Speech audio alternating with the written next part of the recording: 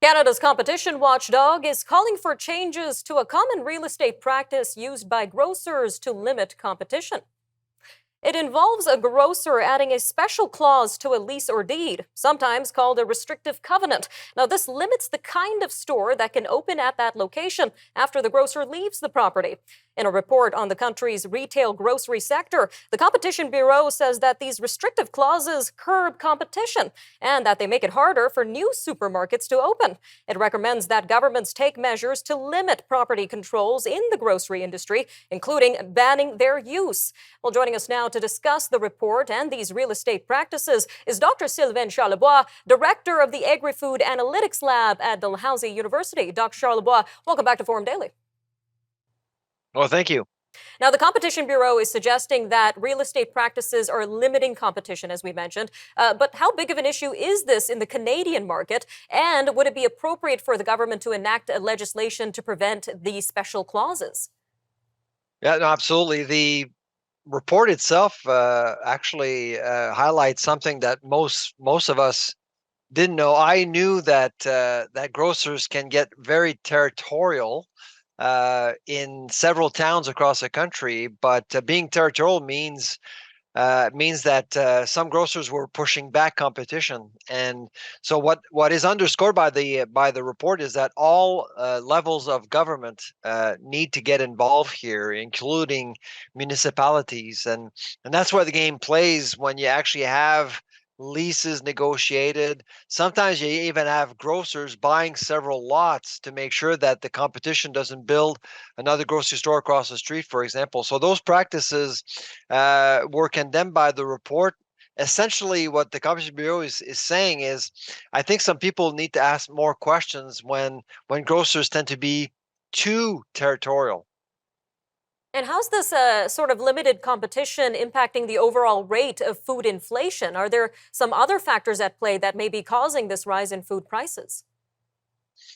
Well, it's hard to measure how this tactic, I guess, would impact food inflation, but one can argue that it does actually impact food prices very locally. It's a very localized way of affecting, modifying market conditions. Really, as soon as you actually get rid of one grocery store, you will see the influence. And it's the same the other way around. The Walmart effect we've seen over several decades in Canada is actually real.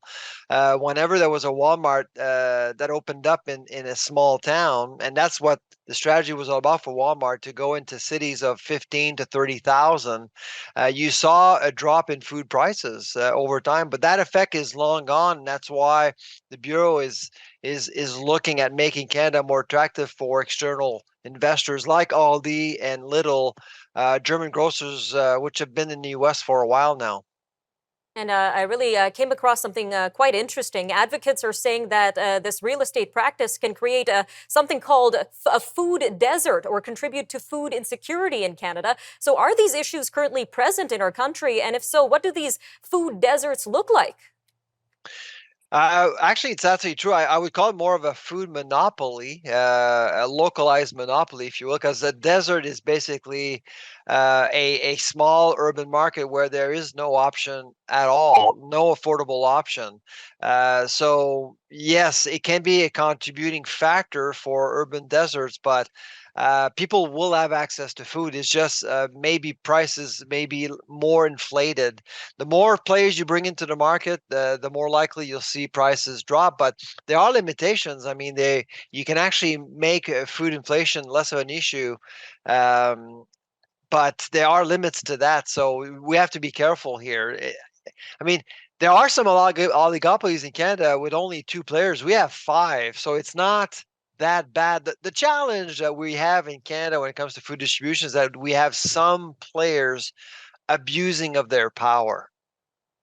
And on that note, we know that Ottawa is claiming that price gouging is the root cause of food inflation. What are your thoughts on that, Dr. Charlebois? Just a quick 30 seconds left here. Well, the House of Commons committee actually did not say that there was gouging. They couldn't actually demonstrate beyond a reasonable doubt, and they were waiting for the bureau to state their case on the issue, and there was nothing in the report yesterday. What's really missing in the report, I think, is that the Bureau failed to address the big elephant in the room, and that's price fixing. Price fixing is a problem in the industry right now. All right, Dr. Charlebois, lots to keep our eyes on. Again, we really appreciate your time today.